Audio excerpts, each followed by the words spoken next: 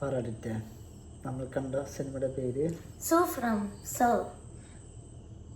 Zoo from so അത് തന്നെയാണെന്ന് വിചാരിക്കുന്നത്. സുലോചന ഫ്രം അത് തന്നെ.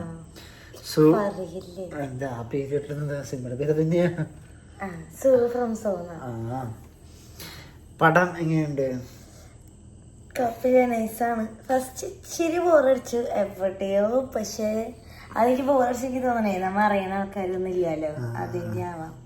അതായത് ഇത് തെലുങ്കല്ല കന്നഡ പടം ഡബ് ചെയ്തിട്ട് വന്ന പടമാണ്. നല്ല അടിപൊളി പടം, സൂപ്പർ പടമാണ്. അതിൽ അഭിനയിച്ച എല്ലാവരും ഏത് നാട്ടിലെ ലൈക്ക് ലോക്കൽ ആൾക്കാരെ പോലെ ലൈക്ക് പാവപ്പെട്ട ആൾക്കാരെ ഫീൽ ചെയ്യുന്ന എല്ലാവരും അഭിനയം അടിപൊളിയായിട്ട് അഭിനയിച്ചുണ്ട്. ലൈക്ക് വില്ലടന്മാരെ വെച്ച് കഴിഞ്ഞാൽ എത്ര രസം ഉണ്ടാവില്ല. എല്ലാ അടിപൊളി പടം. എന്നിട്ട് ഡിറ്റ പേടിച്ച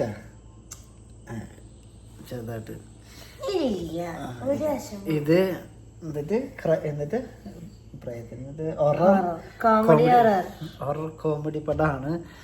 പക്ഷെ നല്ല രസമുണ്ട്. സിമ്പിൾ പടമാണ്. കൈൻഡ് ഓഫ് ചെറിയ ട്രൂ സ്റ്റോറി പോലെയൊക്കെയാണ് ചെയ്തത്.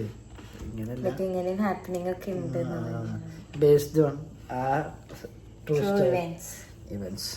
അപ്പോൾ നിങ്ങൾ കാണാൻ സൂപ്പർ പടമാണ്. അതിൽ അഭിനയിച്ച ഡയറക്ടർ സൂപ്പറാണ്. അല്ല ഡയറക്ടറെ ഒരു ഷോട്ട് പോലെ അലമ്പില്ല. ഇച്ചിരി സ്റ്റാർട്ടിങ് ഇച്ചിരി സ്ലോ ആണ്. സൂപ്പറായില്ലേ? എല്ലാവരും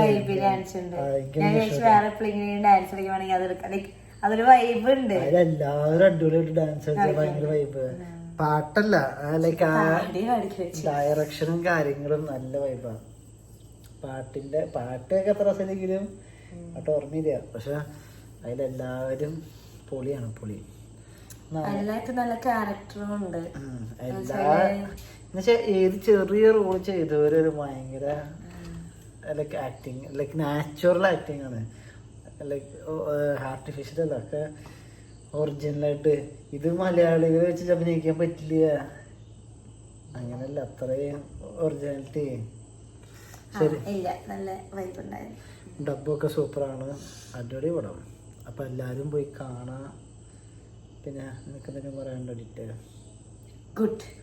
good cinema, good movie, good night and sweet dreams, love. ഇത് എനിക്ക് പണ്ട് നീ പറയാറുള്ളതല്ലോ. അയ്യോ, നമ്മുടെ ബാക്കിൽ നമ്മുടെ കണ്ണാടി നമ്മൾ കാണുന്നു. പെട്ടതല്ലാണോ? അപ്പൊ ഗുഡ് നൈറ്റ്.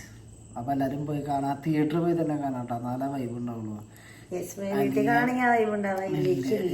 തിയേറ്ററിൽ കാണുമ്പോഴാണ് ആ രസവും കോമഡിയും കാര്യങ്ങളൊക്കെ രസം.